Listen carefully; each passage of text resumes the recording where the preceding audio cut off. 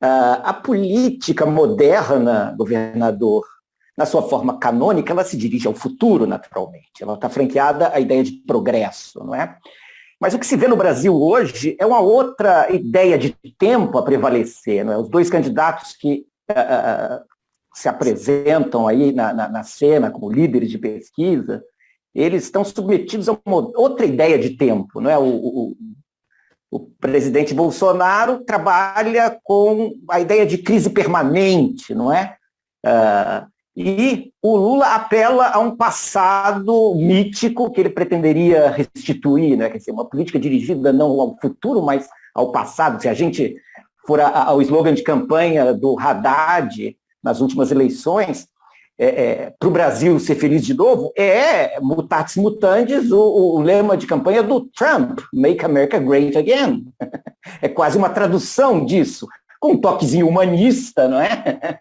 Não é? Mas é disso que se trata. Como restituir a ideia de futuro, recolocá-la na cena, não é? Porque esse é um desafio, acho, da política contemporânea. Essa é a chave da inteligência do momento brasileiro.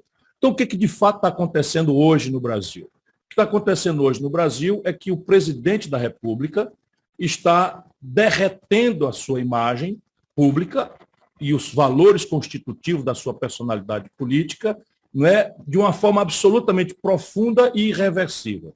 Porque, basicamente, ele tinha anunciado uma promessa, a promessa de uma nova política em antagonismo a centrão e velhacaria do PT e corrupção, etc., etc., e anunciado um liberalismo modernizante que fez com que a elite brasileira esquecesse as brutais contradições dele. Ele simplesmente é uma grande mentira nesses dois valores. E na medida em que a população vai vendo isso, vai se decepcionando, mas não é simples para uma pessoa que acreditou, né, dizer pura e simplesmente eu fui enganado. É muito, muito difícil. Qualquer um de nós, né, precisa de um tempo.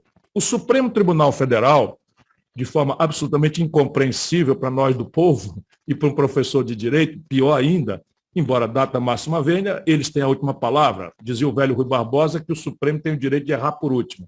E é assim que é. Não estou me queixando, apenas estou examinando o assunto.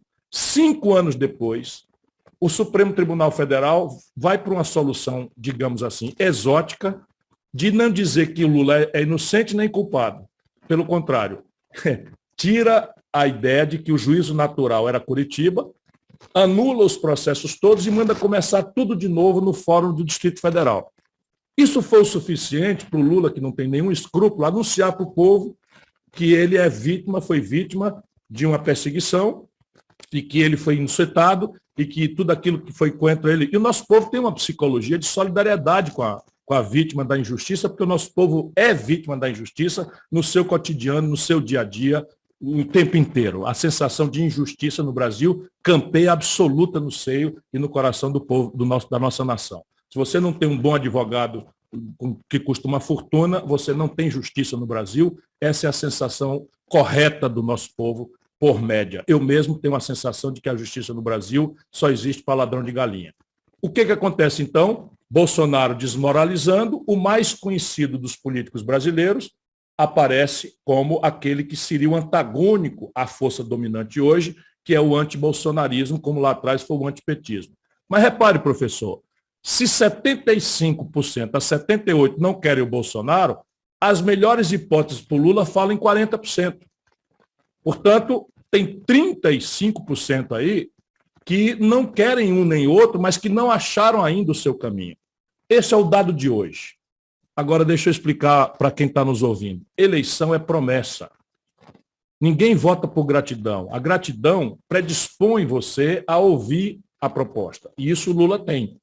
Porque há uma memória entre os mais velhos, né, da expansão do consumo, da expansão do crédito, e ainda que o preço amargo tenha sido, no dia seguinte, o próprio PT tomou de volta tudo que deu. Porque o crédito expandido virou 63 milhões de pessoas no SPC, humilhados, o FIES virou 1 milhão de estudantes devendo e humilhados com nome sujo no SPC, o crédito para as empresas virou 6 milhões de micro e pequenas empresas no Serasa, na antessala da falência, quando já não quebraram, e a população brasileira perdeu emprego. Perdeu emprego, o desemprego com a Dilma explodiu de 4% para 11%, não é? E essas pessoas têm essa memória. Mas elas têm uma predisposição a ouvir o Lula. E o Lula está dizendo o que elas querem ouvir nesse instante. A volta do passado, que você tinha direito a tomar cerveja e comer picanha.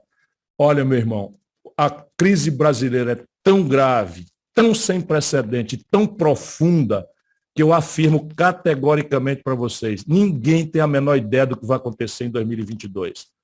A eleição vai começar com um debate de futuro e vai ser o grande mote da campanha, vai ser mudança. E a pergunta é, o Lula é mudança? É uma pergunta fácil da gente responder. Claro que não. Não existiria o bolsonarismo boçal se não fosse a contradição econômica e a contradição moral do Lula. O Lula levou a corrupção ao centro do modelo de poder do Brasil. O Palocci não foi um acidente, não foi uma negociação pragmática. O Palocci é fundador e braço direito do Lula na governança do Brasil.